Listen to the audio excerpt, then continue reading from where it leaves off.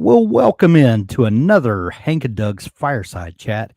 Today, we are going to talk plotting versus pantsing, or um, what's the nice way that Brandon Sanderson dubs it, discovery writing Yeah, versus discovery what writing. what's his word for plotting? I feel like he doesn't use plotting.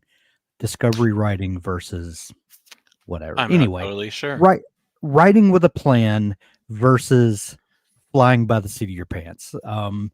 We aren't necessarily taking opposing views on this, but Doug is an editor, and I think he really loves the rigidity of writing with a plan. And I might take some of the contrarian view, just for fun conversations' sake. But anyway, how are you, Doug? I am a fantastic, minus what's happening outside. I don't know if a lot of people who watch or listen to this know, but I'm from Canada and we are getting snow again, despite being Again, teased with springtime weather. So and didn't you put your snowblower away for the season, or I did, but I haven't switched snow tires yet. So snow tires? Wow, yeah. that's something I have never touched. That's wild. The fact that you have to outfit your car for the season is For survival. good for survival. Well, hopefully you guys dig out soon. Thank you. Here in the dirty South, we we have been flirting with spring for over a month now, and last night we got to like 30 degrees, which is 2 degrees below freezing. Oh, the horror! Everybody's losing their mind. And but we always get a little cold snap right before Easter, so it was time. It was time. But anyway, weather talk aside, we're here to talk about the writing life. And when we started talking about the next topic to discuss, on the last show that we did a couple weeks ago, we talked about writer's block, and is it a real thing? And whether you can split hairs over whether it's something that's real or not. The fact is, some people just have a really difficult time sitting down and writing, getting the thoughts out of their head onto the page. And there's a lot of things that it's wrapped up in, a lot of feelings, a lot of insecurities, a lot of fear. I think is mostly what it comes down to. But we shared some strategies on how to deal with that, and I thought it was a great conversation. So we started talking about what we should do next. And invariably, when a person starts writing or kind of gets involved in this community, this way of life, one of the first things you hear about is, well, are you a pantser or are you a plotter? And for a new writer who's not familiar with all the jargon that goes around in the writer community, that can be very confusing. What do we mean pantsing and plotting? I'll The way that I understand it is writing by the seat of your pants, or pantsing, is where you just sit down to write and you're holding all of the story in your head and you're just kind of free form creating. That sounds a lot scarier than I think in reality it actually is. When people first start hearing that, they get the idea that you're just fingers on the keyboard and you're just channeling something from somewhere and it's just flowing through your fingers. And I apologize, my dog is barking because the FedEx guy's here. Um, that's not exactly what it is. I think most pantsers just hold a lot of the story in their head, and they're going by the plan that they've just carrying around in their brain all the time. That's what I kind of consider pantsing is you have the loose underpinning of the story in your head, and you're just connecting the dots as you go. Um, Kind of explain the plotter side from, if you were to explain to a new writer what plotting is. Most people flash back to ninth grade English, and Roman numeral one, capital A, and that freaks people out, and they ran screaming away from high school English and never wanted to go back. um, is that what it is? And if that is a fair assessment, um, how do you stay creative while adhering to that rigid structure? Yeah, so I think a lot of people, when they think about plotting, they do think about something that rigid and how you can't start writing your story without having each scene, each sentence planned out ahead of time. If you Yeah. have a relationship arc going, you need to plan that out. If you have character, X and their subplot within a larger plot going, you need to plan that out too. And you can do that, but I don't really know a lot of people who do.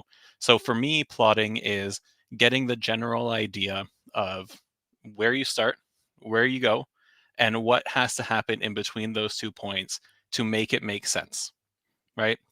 And some people can take that a lot farther, and some people can kind of lean back and embrace more of a pantsing role within that. But a lot farther, you're looking at like the snowflake method. Some people love the snowflake method. It's too much plotting, even for me. It's, it's breaking down in a spreadsheet, scene by scene, what's happening, who's in it, why is it meaningful, where is it taking place. That's just a lot. You take it back a little bit, maybe you're looking at chapter by chapter. You can still do scene by scene within the chapter, but what is each chapter doing? Why is it there? Who's in it? What's the point? Back it up a little bit more, plan out based on story beats, right? Whatever act you're follow or whichever structure you're following. If it's a 3-act structure, your exposition or your ordinary world, your inciting incident, rising action, all those different beats, you need those in a successful story. And I think the most effective plotting is when you think about them beforehand and not necessarily get too granular, but remember that this is important and I need to at least have an idea before I get started. Gotcha. So, I've talked to a lot of authors over the last decade of podcasting about writing, and one thing that you hear a lot from hardcore pantsers is someone will say, and I'm just pulling a hypothetical, but I think this I've heard this type of story over and over. I can't be a plotter because if I meticulously plot out the story, I feel like I've already told the story, and now I don't want to write the book. I hear that fairly often from hardcore pantsers, and and I'm gonna label a hardcore pantser someone that falls in the Stephen King camp. If you've ever read On Writing by Stephen King, and who hasn't, let's be honest, he is a hardcore pantser and says you should just feel the story, just let it flow out of you, and which I highly doubt that he's actually as, kind of freeform hippie with his writing thoughts as he portrays in the book. I just find Mhm. it hard that someone that's as prolific as he is and that consistently publishes like he does is just as free spirited about it. Maybe he is. Maybe I'm being unfair. I don't know Stephen King. I can't speak for him. Yeah. But um, he's people that fall in that camp are like, well, I've already told the story. Why would I want to tell it again? And I don't think that's a fair um assessment of plotting. Because if you're plotting to that detail, why aren't you just writing this? I don't know. I do know that there are people that that plot that meticulously, but what do you say? What would be your answer to someone who says, "Well, if I plot, then I'm bored with the story again." hmm Now, before I answer, I am going to say something that might be controversial. I never Oh, finished reading On Writing. I, I got like 2/3, 3/4 of the way through. Not that I didn't like it, right? I just somehow got distracted. Maybe I was looking for a manual on how, like, more about what do I right. need in the second act or something. But Yeah. I never finished it. So Well, that is, it's for anyone who's not read, it's an interesting book. It's a mixture of writing advice and memoir. And the writing advice is kind of sprinkled throughout the memoir. It's like it he's describing life experiences mhm, using the metaphor of writing a lot of times. So it's an interesting take. And if you look yeah. at the photo on the cover, he's got like an old Wang desktop PC from like 1982 on there. And reading it is, you can tell that the book is a bit of a product of its time. Hmm. Um, anyway, that's beside the Anyway, point. as far as what I'd say to the hardcore pantsers, the pantsiest of the pantsers, Yeah, you're right in that there are some people that will go to that extreme and essentially pre-write the book in notes and scene cards or on the plot grid if they're using Dabble. But right. most people don't do that. And I think I like to use a metaphor a lot that plotting is like using or having a sandbox, right? You have the sand, that's your story, but the sandbox just kind of contains it. And you can build whatever you want within the sandbox. You just aren't throwing sand, out into the driveway or something. But lately, to throw another metaphor in there, I've been thinking about it more like a garden because you still have that same framework. But when you're plotting, you're kind of planting the seeds within your garden. And then when you're writing, you're tending to and growing whatever it is that your story turns into. But you can't have, at least for me and for a lot of people who skew towards the plotter side of the spectrum, you can't have that beautiful garden that you want, that awesome story that you want, without doing some of the prep work to make sure you're still within the bounds of what you're envisioning. I have a friend, Josh Hayes, who is a very dedicated plotter, and we were having just a fun kind of debate one day about the uh, the pros and cons of plotting versus pantsing. And um, he said everyone is a plotter. It's just, are you going to plot before you write the book or after you finish the first draft? Because if you're, kind of and a wild-eyed pantser, you're going to have a mess at the end, and then you're going to need to adjust it, and editing. Then you have to edit to a plot, as opposed to having a plot and just writing it from the beginning. So that made a lot of sense to me, and it kind of made me pause about how I think about plotting. Um, and I have to agree with him that there comes a point that if you're going to be free spirited, you're going to have to rein it in at some point. Yeah. Yeah, and I think a lot of the times people need to acknowledge that you're doing the same amount of work, no matter whether you're a plotter or a pantser. If you're a plotter, you're doing it before the first draft. If you're a pantser, you're doing it after. Because if you plot it out, you plug most of the plot holes that come up if you Right, pants instead. If you pants, you gotta look back and say, where did I wildly deviate, or where did a new arc come in that didn't exist at the beginning? And you need to do that back work. And again, neither is better than the other. I right, personally prefer plotting because if I can do it ahead of time, I have less work after the first draft. I do the work, I have a lot of fun, and then the post draft editing, marketing, revising, like all that other stuff that I don't particularly enjoy unless I'm editing somebody else's work, that there's less of it. And then I can move yeah, on to the next story, right. right? We have a list of some pros and cons of plotting and pantsing, and I want to touch on. I'm going to read the kind of the pros and cons of pantsing, since I'm going to take that view, and then get your reactions to them.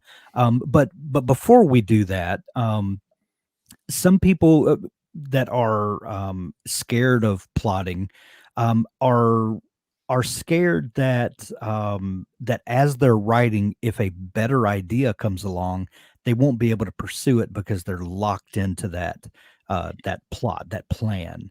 Um, do you are you the kind of writer that thinks that once my plan is laid out, I have to stick to it, or do you give yourself the freedom to work within that framework, or even change the framework?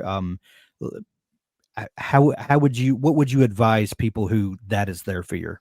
Yeah, the biggest fear for plotting is rigidity and the sucking of creativity out of what you have. Yeah, But you need to go into it thinking, here's what I want to happen. And again, this is why I say hit those big beats, but be open to your creativity and your expertise in storytelling because you're an author to make those changes or explore within the boundaries that you've set for yourself.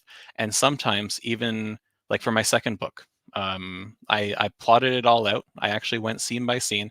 I got halfway, three quarters of the way through, And nope, I veered off in a wrong direction, and I hated what I was writing, so I scrapped it. You have to be willing to say sometimes what you write isn't what you want to have at the end of it, and you get rid of it or you revise it. For me, I had to completely scrap it. um, so if you are a plotter, don't think that you are stuck there, because it's your outline, it's your book. You're the only one Right. keeping you there. So Right. you're allowed to change things. I don't know. Right. Is this experience the same for you? It is. There's the first book that I wrote this book called Seventh Son of a Seventh Son, and it was part of a big multi-author project that we had. It was called Apocalypse Weird, and it was a fun project that we had about 40 different authors who all wrote novels in this connected universe, and so all of the stories had to connect at a certain point. So I had to plan it out. I had to work out kind of the three acts, where it would end up, some high points that needed to happen. And I kind of took that approach that I would the way I looked at it is, if you're going to take a road trip from Southern California to Toronto, there are a number of ways that you can get there, but along the way, you know that you need to go, you need to hit Kansas City and maybe Chicago, maybe over to New York, and then maybe up. Now, what happens between those points is kind of open to whatever magic might happen. I just know I need to hit those points. So I started kind of that way, and I allowed myself to feel like the creative doors were left open, even though there was a framework there that I needed to hit. And I started easing into plotting that way, and that really helped me to not feel constricted, feel open, and but also feel like that I had a framework that I could actually deliver a product on time and that would meet the same criteria that it was supposed to. So Yeah. that's I, you know, sometimes as writers you have to play tricks on yourself to Yeah. I think the idea of a shared universe coming together, you'd have to do plotting with yeah, it, you have right? Like to. you need to know what everyone's doing. It needs to make sense. But before we get into the pros and cons, I love the idea of thinking of a book like a road trip. Yeah. And like if for I was in Arizona a year ago, and we were driving up to the Grand Canyon from Phoenix, and we passed by, I can't remember exactly what it was, but it had like a giant T-Rex out front.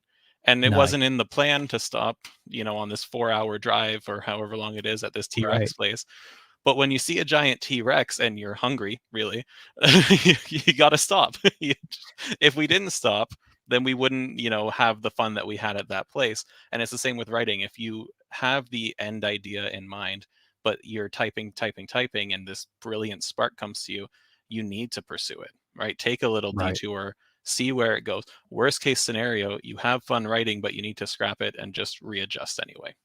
Well, That's and sometimes that's where subplots develop, is Yep. giving yourself the freedom to explore these little side tangents that sometimes make or break a book, let's be honest. Yep. Absolutely. Some of the best ideas come from places you didn't plan. I know you've had R.A. Salvatore on the podcast a couple times, and I distinctly remember that Dritz wasn't the main character at first in Right. his mind, right? It was Wolfgar, I think, the barbarian. But there was such a visceral fan reaction to such a cool character. You just got to pivot. When he literally built a career on Yep. that pivot. Yeah. Well, Yeah. one of the most iconic characters in fantasy almost didn't exist. Imagine if he had been so stringent on his initial plan. My, ch- I don't know if I'd be a writer. Wow. It's wild to think Yeah. about. It's wild. So let's look at some benefits and some drawbacks. Yes. I'll take the pantser side to begin with. First one, creativity. Pantsing allows for a more organic and creative writing process. Writers can explore unexpected ideas and let the story evolve naturally as they write. It's exactly what we were just talking about. But I think it's fair to say, as you just illustrated, that you can hold that creativity open while also being um, uh, true to your structure that you've laid out. You can Mhm. have the freedom to come and go and not hold it quite so tightly. So that's the first benefit.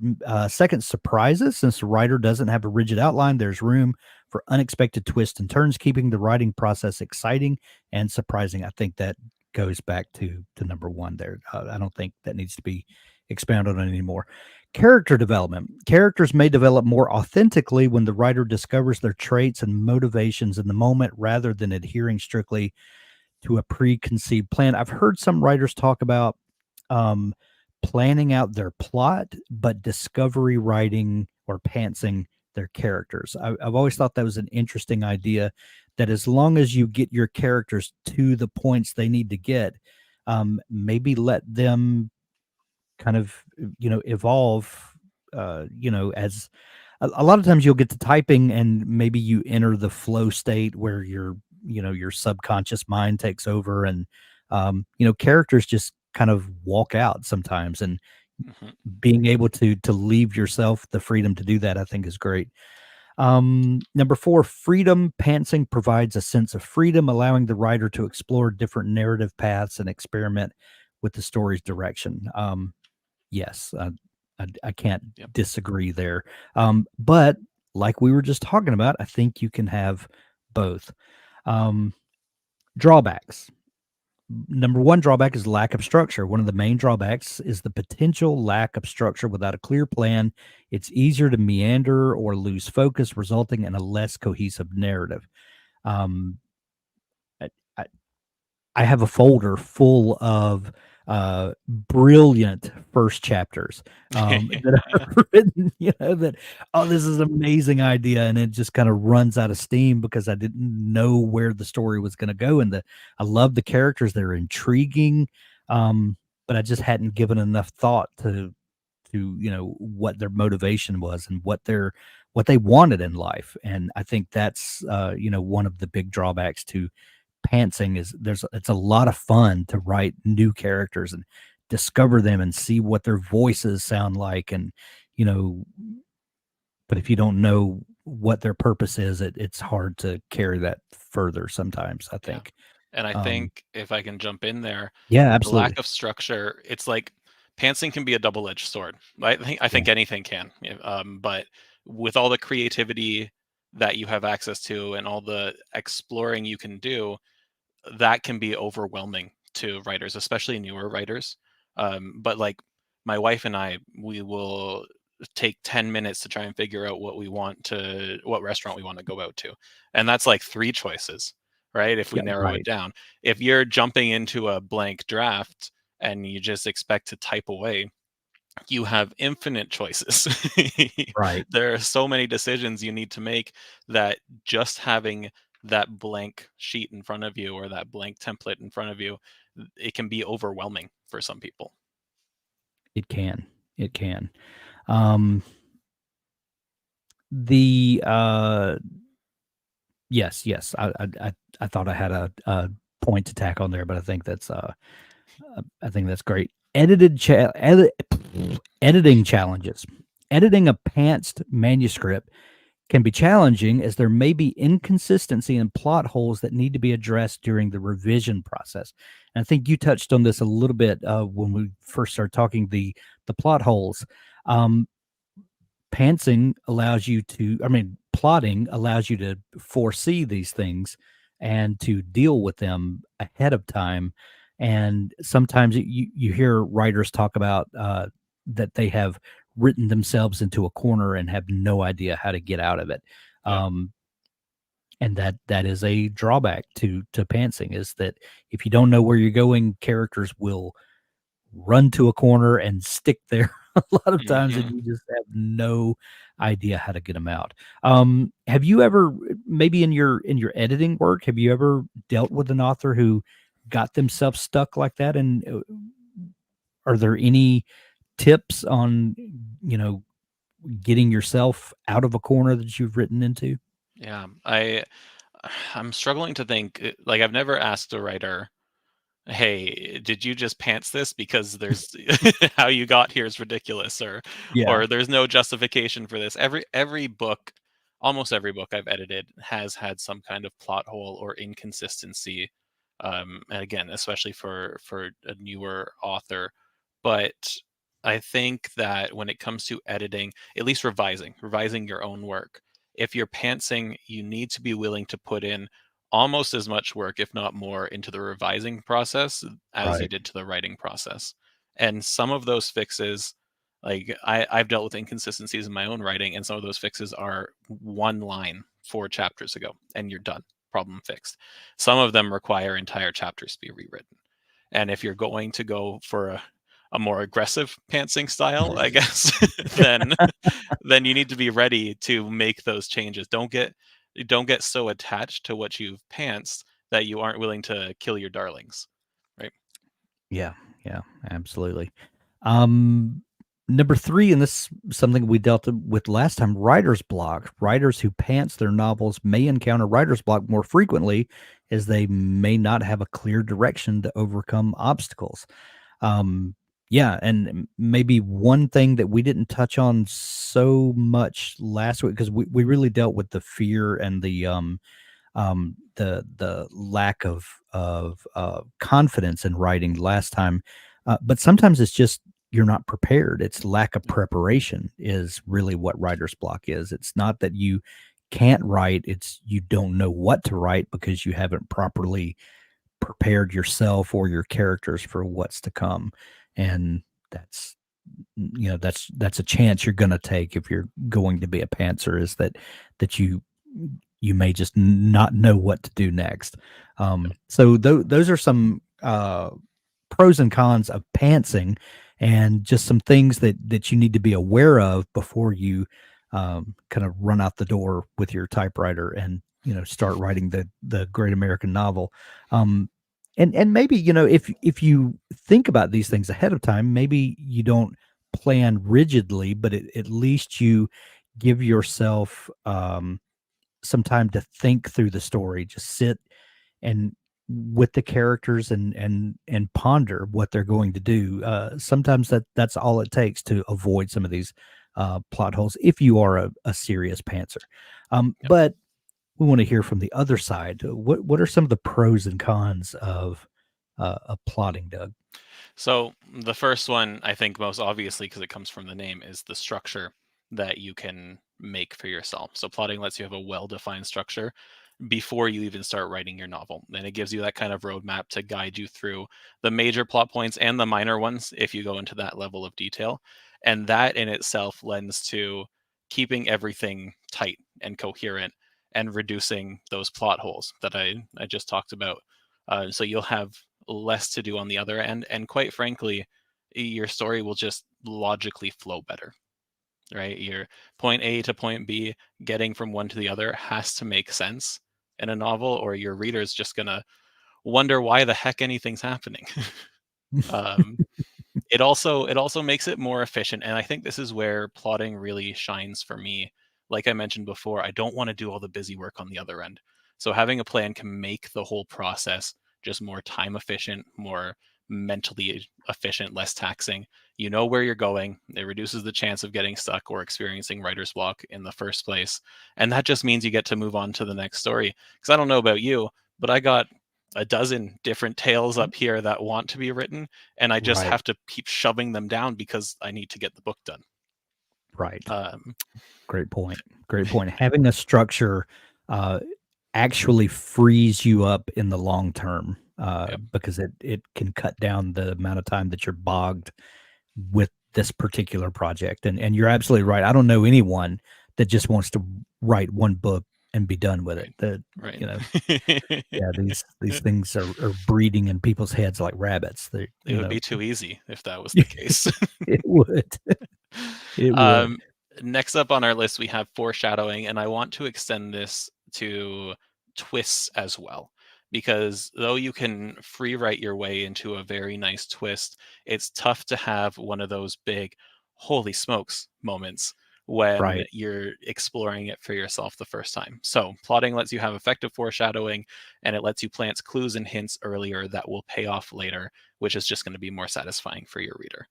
I can't remember. My wife just finished a book. I wish I remember the story, but she was obsessed with the twist that happened.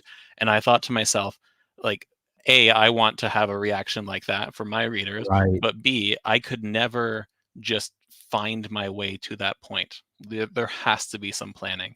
So this is especially important for, mystery writers, thriller writers, Yeah. mystery writers. I don't know how, if anyone can be just a hardcore pantser if you're trying to solve a mystery that you've set up, right? You need to do that Right. legwork at the beginning. Well, I think, and with most of I'm thinking about mystery and thriller writers that I've interviewed, and some of them are hardcore pantsers, but a lot of the misdirection and the red herrings and the twist comes in that editing after the Mhm. first draft is done.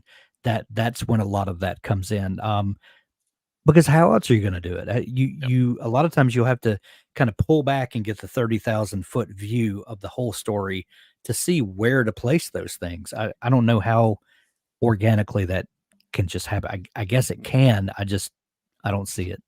Not by So, us, which yeah, no, I yeah, think lends to probably why I a don't write psychological thrillers, but, that, and you like to sleep at night. yeah, that too, yeah, I think this lends to kind of a bigger thing that regardless of where you fall on this spectrum, the more you do it, the better you're going to get at it. Right? Someone obviously. who's been Yeah, pantsing for 15 years, I'm not going to convince them to become a plotter because they're already better at making their story than I am. Why would sure, I do that? yeah, Anyway, the last pro that we have for plotting here is something we've touched on already, and that's making the editing process smoother at the yeah, other end. And this is extra relevant if you do a sort of edit of your outline before you start writing as well. Like take that step back, make sure there's no plot holes in what you've structured already. Think about different story structures, which ones you're trying to employ and what readers like, and make sure everything makes sense. Now, yeah. plotting's not perfect though, right? I think 50% or more of the community would say that, because it Can does have, yeah, Can I yeah, interject one thing real quick on the editing? Um, Plotting does make the editing process easier unless you are the kind of writer that revels in that kind of creative chaos. And I have a okay. very specific example. Diana Gabaldon, who writes the Outlander series, told me that she writes scenes out of order as the idea comes to her. Okay, that makes me, get Yeah. a twitch That stresses me that out. oh, yeah, I cannot imagine, but where she thrives and where the most excitement for her in the writing process is kind of when she's got a whole bunch of these scenes written and she lays them out almost like a jigsaw puzzle and then starts playing with the order of them and how this character gets from here to there, and it really is the planning process about halfway through the writing of the book because she's got a lot of these sketches written, and then she starts playing with the placement of them, and then some other story emerges in the kind of tapestry that she's weaving together, and I think that's beautiful for her. Yeah. That would make me lose my mind, but God love her, that works for her. So And I think everybody has their own unique style. Even people who right, say I love the snowflake method will do the snowflake method in their own way, right? sure, Anyone who's a hardcore pantser will hardcore pants in their own way, whatever system they've come up with that works for them. The key is just keep writing, because the more you write, the more you'll figure your own way out. We can exactly, talk more about this after the pros, but my own sure. system has developed over time. But let's I oh sorry, the cons. Let's cover the cons, and then we can Okay, we can discuss. So, obvious con is the rigidity that we talked about earlier. yeah, This is especially true for people who haven't practiced plotting before. They think that they are stuck in a predefined structure that can stifle their creativity and limit their spontaneity. um, it is, and it is true to an extent, right? if you think that you have to stick to something, then you're going to force yourself to stick there unless you've accepted that you can deviate. Loss of And surprise. to be honest, I've had some creativity that needed to be stifled a little bit sometimes. Yep. That's how you wind up with a folder on your computer full of amazing first chapters because, somebody needs to step in and say, "Okay, that's great. Now go over here and finish the novel that you started writing 6 years ago. Let's and get back over here. Let's stop for a minute." and that's why I think the strongest point from plotting comes from those boundaries. They're not Yes. they're not walls that keep you in. They're honestly they're more like the gutter guards when you're bowling. When you, Yeah. like, I'm sure Yeah. I'd probably need to use them, but they just bounce you back. Yeah. But plotting, it can also take away some of that surprise. By knowing the major plot points in advance, you might reduce the element of surprise, not just for readers who are well versed in story structure, but for yourself as you're writing as well. And I think a lot of writing, a lot of the joy that we find in writing is sometimes surprising ourselves along the way. And plotting too stringently and adhering too strictly can kind of strip that away. Yeah. Yeah. And I agree. then lastly, some stress that just comes from the amount of work that you put into plotting before you start writing and then thinking that you're going to need to deviate that can stress a lot of people out. And honestly, it might make you give up halfway through. The sagging middle there, where every writer struggles to get all the words done that they want. If you find that you're deviating so much, you might just slap the desk and say, "What? Why am I doing this? This isn't what I wanted," and then take a 12-month break or something. Honestly, though, wouldn't if that's going to be the case, if your novel is going to sag in the middle, wouldn't you rather find that out after investing 2 weeks Yeah. maybe into planning and plotting out this novel as opposed to 6 months later when you're 50,000 words in and then realize that that middle's just not ever gonna resolve, and who's ever gonna care about these characters, whether they get out of this saggy middle or not, and, you Yeah. know, I would much rather scrap it with a couple of thousand words written of a plan than 50,000 words of being in the middle of the book. Well, and a coherent plan can almost make the middle less sagging. It can Yeah, strengthen it a little bit because you know where you're getting to and you know why you're doing this. Honestly, if you've put in the legwork, you know that what you're writing is fun. It should be fun because the reader should be enjoying it. sure. Fun being subjective, because if you're writing psychological thrillers, that's not actually fun, but but fun for the people that like to torture their characters, I guess. Right, Uh, right. so it a well-structured plan can help negate that quagmire that you find yourself in.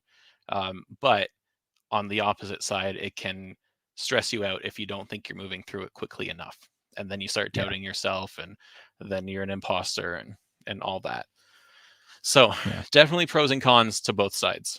Absolutely, absolutely, and I think knowing the pros and cons ahead of time will help you decide where you fall on the spectrum and hopefully help you to see some of the potholes ahead in the road so that you can navigate around them and make the best of your writing experience.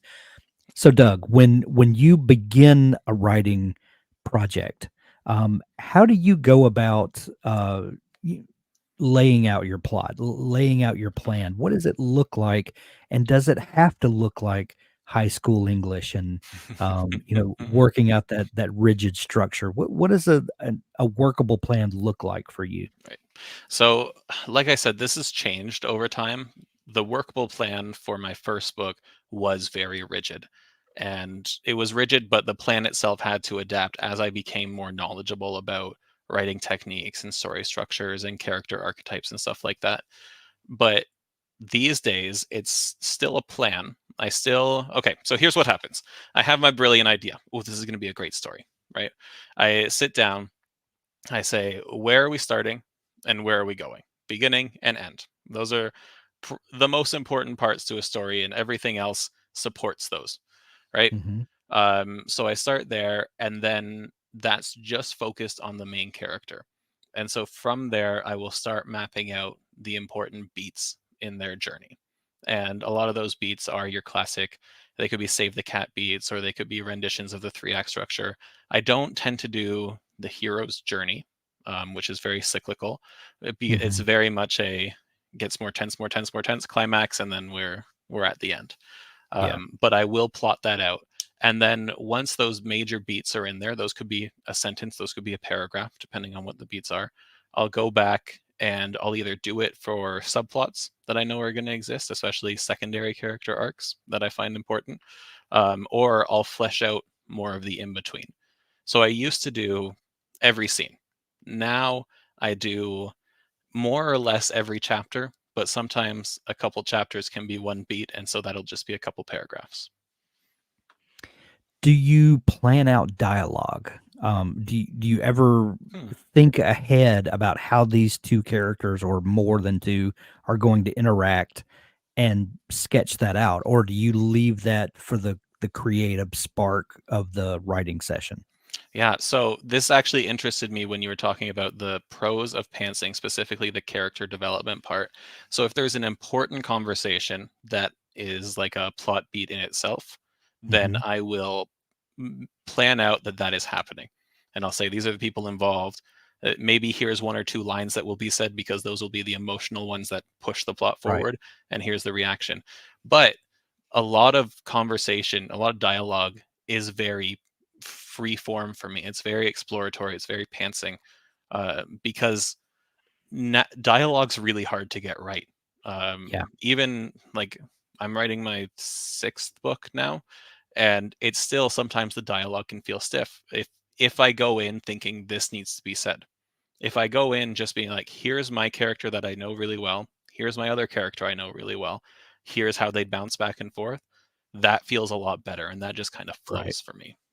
Do you Yeah. find the same thing with dialogue? I do find the same thing, and I find even though these days I'm working with a plan, I really like to leave my dialogue open. I know what a conversation, needs to accomplish, but how the characters go back and forth, I try to leave to interpretation of how I'm Mhm. feeling at the moment, and a lot of times some things will come out of dialogue that just comes out, especially if I'm just really flowing and, got my playlist like I like it, and just, there's no distractions, and the magic just happens, Yep. writing is one of those things where we can talk about magic happening, and it really does, but, sometimes a great subplot will come out of something that's said there, or I don't know, even though, I know where the story's going, sometimes it opens things up for the magic to seep in, and that's what I like to leave open. Yeah, absolutely. I think a lot of times the magic of pantsing for me is just the new things that I haven't planned for, and specifically how the characters react to it. Because Right, at their core, like the plots can be very cool. I write fantasy, so I love an epic storyline, but an epic story means nothing if the characters don't feel genuine and if they don't have meaningful reactions to things. And I think that the most meaningful reactions come genuinely, come spontaneously. And if you plan them too much, then you fall into that rigidity because you think, okay, even though this happened and I wasn't necessarily planning for it, I need character A to act this way. And then that feels disconnected, and your readers will hate that. yeah, yeah, I agree. Um, do you, how do you know when your plan is finished? When the plot is finished, when do you feel comfortable Hmm. to begin the drafting process, to start writing that first draft? You're asking the hard questions today, Hank. Uh, so again, this has changed over time, but now I feel comfortable knowing at least when I have those, paragraph or two blurbs about each major plot point for the main characters. And main characters, I say that encompassing the protagonist and the antagonist most of the time. Even though technically antagonist is secondary character, we're not here to discuss specifics. Where Right. I like to have That's for those. another show. Yeah, that's a different. Yeah, is the antagonist a bad guy? No. I like to have the main plot points mapped out, and then once that's done, I might go back and do some more planning, and map out those secondary arcs. But I'm already writing at that point. I've started chapter one, or actually in my current case, chapter two, because I couldn't think how I wanted chapter one to do, which is a funny thing because I have it all mapped out, but chapter one is still elusive to me in my current project. And Interesting. right, but if you're plotting, don't let that stop you. Don't think that, hey, I have this solid outline, but I don't know what chapter one is, so I'm just going to sit on my outline for 2 weeks until I figure out the perfect opening. No, just go to chapter two. Off you go. Off you go. Then figure out how to bring them into the story at another time. Exactly. And sometimes the ending will dictate the beginning. Yes. I usually won't start writing a project until I know how it's going to end. I need to know what my character's ultimate motivation is. I need to know what they want. And a lot of times I will have the last scene play out just verbatim in my mind. I'll know exactly how this is going to resolve. And a lot of times, knowing the resolution will dictate how they come into the story and how all that begins. So, any pantsers out there, I would recommend um, stop and think about your story. Even if you don't write it down in a rigid structure, think about how you're going to hold these in your mind and what motivation your characters have and how you can get them toward that.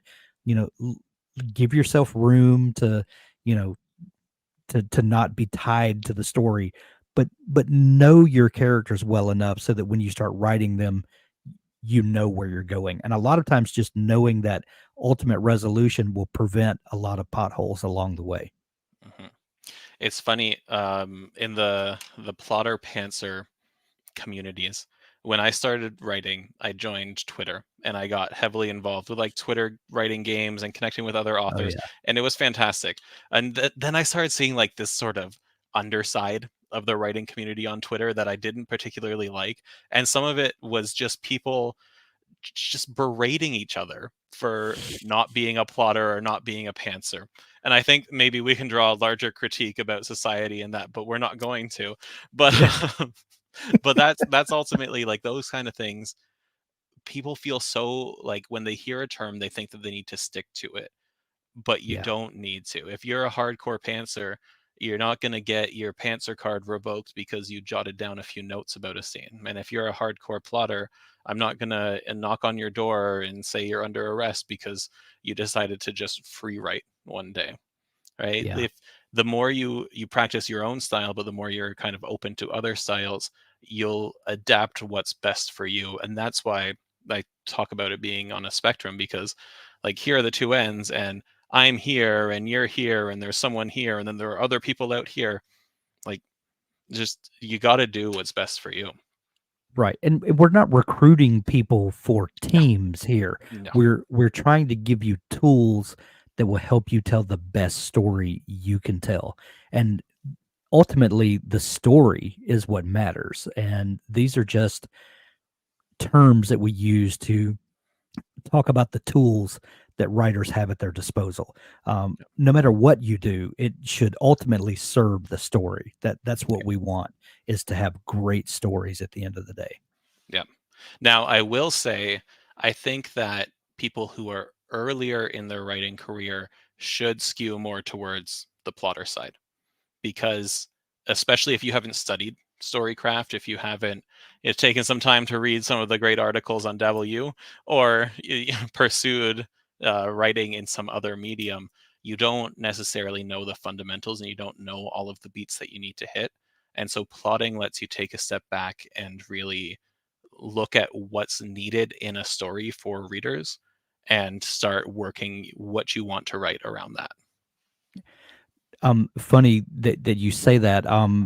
I've interviewed a number of fiction writers who began their writing career working in journalism, and I always ask them this question, and I'm always looking for a different answer, but I always get the same answer. And it's I'll ask them what tool did you pick up that you were able to put in your writer toolbox from journalism that now serves you well as a fiction writer?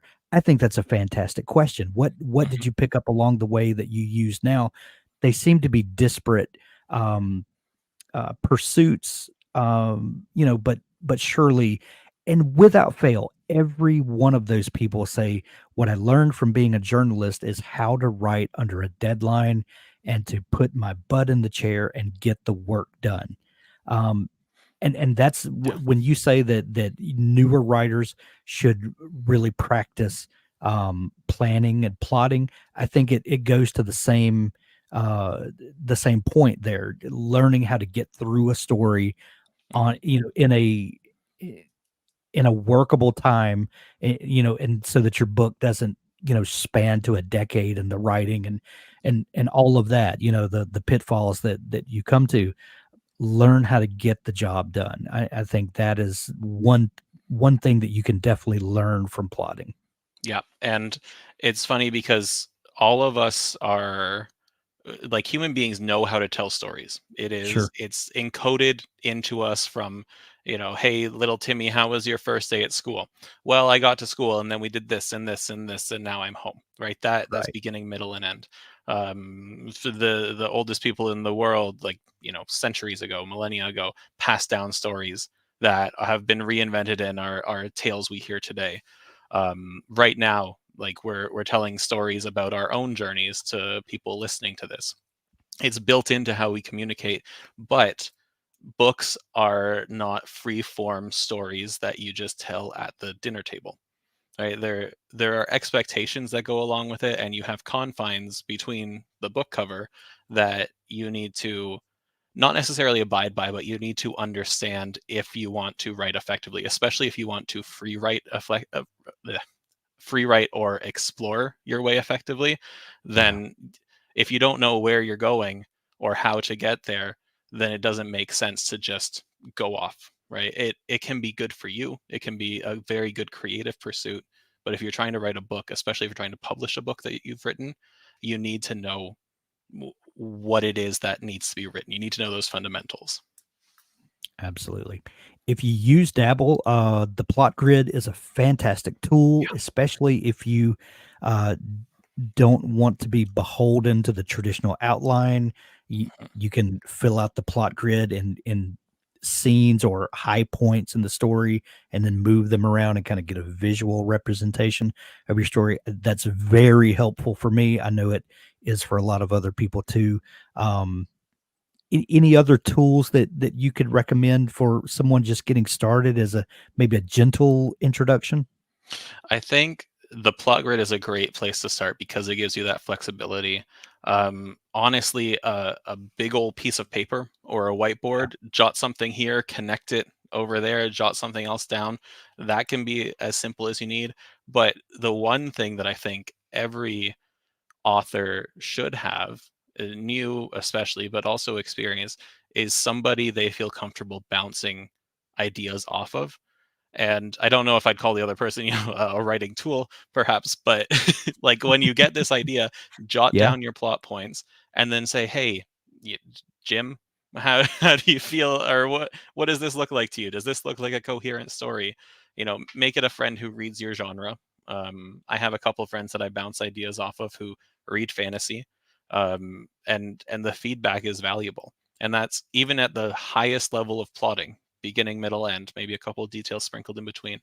That feedback can be so valuable before you invest, like you said, months into writing something that you're ultimately unhappy with because you didn't think to talk to someone beforehand. Yeah. Planning, pantsing, 2 topics that if you're in the writer community for very long, you're gonna have someone try to recruit you to one camp or the other. It's gonna happen. Be prepared for the conversation when it comes up. Know what you, can glean from this camp that will help you, what you can glean from this camp that will help you, and you decide what works best for you. Doug, always fun to join you for these fireside chats. We're going to be back in a couple of weeks and we'll have another great conversation all about the writer life. Thanks, Doug. Awesome. Thanks, Hank.